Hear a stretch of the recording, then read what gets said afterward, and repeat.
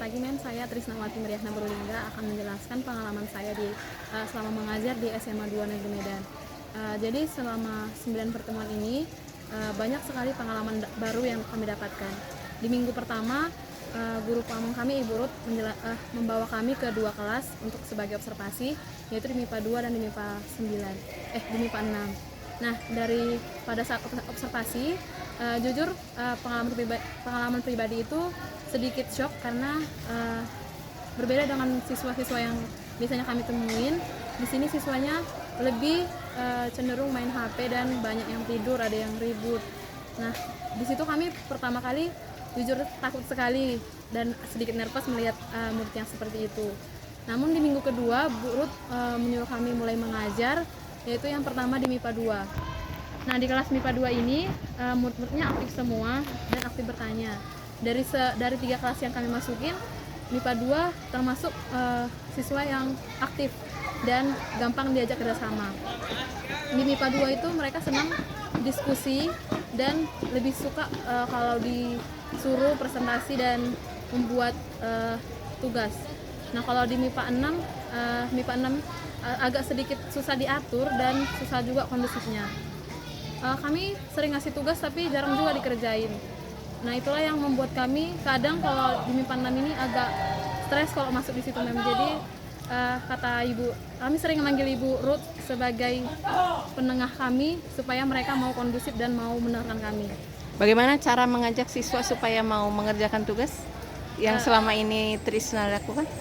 Kalau mengerjakan tugas kan paling kami nanya, ini kita mau bikin kelompok atau kerjaan pribadi? Nah, mereka bilang kelompok aja lah Kak, katanya kayak gitu. Terus mereka itu kalau di kelompok aktif Mem, kayak misalnya mereka diskusi tentang sistem peredaran darah, ada yang ngasih materi, ada yang bikin PPT. Nah itu. Jadi kalau di MIPA 9 mereka kalau kita ngajar di depan kurang didengarkan, tapi kalau kita suruh mereka berdiskusi bersama kelompoknya, mereka mendengar dan baik dalam diskusinya Mem. Kalau kami suruh presentasi. Kalau dikasih RKPD, mau diskusi dan mengisinya? Mau Mem. Mereka lebih suka seperti itu kalau di MIPA 9. Nah, yang paling sulit itu di MIPA 6 ini. MIPA 6 itu mereka mau dikasih apapun jarang Mem mendengarkan guru. Mereka asik aja yang main HP, ada yang ketawa-ketawa. Nah, itulah mungkin kendala yang paling besar kami alami karena di MIPA 6 siswanya kurang mau atau mungkin berbau sama kinestetik sebenarnya yang MIPA 6 itu.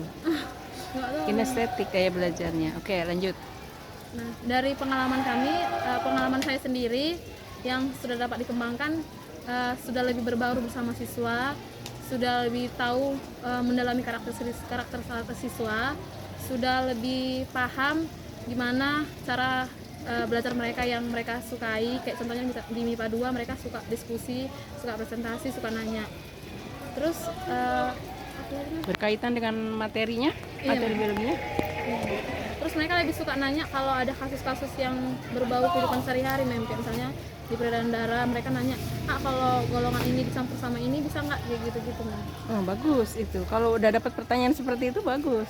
Makanya sebenarnya perlu praktikum ini ya. Iya, mereka selalu nanya Mem, praktikumnya kapan Kak? Tapi kami tanya ke sekolahnya nggak ada bahannya.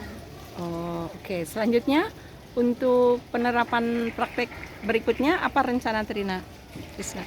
Nah, untuk selanjutnya Mem, kami mau menerapkan tugas berbasis proyek bersama kelompok mereka. Jadi kami sudah menugaskan mereka membawa alat dan bahan dan membagikan KPD cara pengerjaannya. Tapi dimulai dari minggu depan Mem.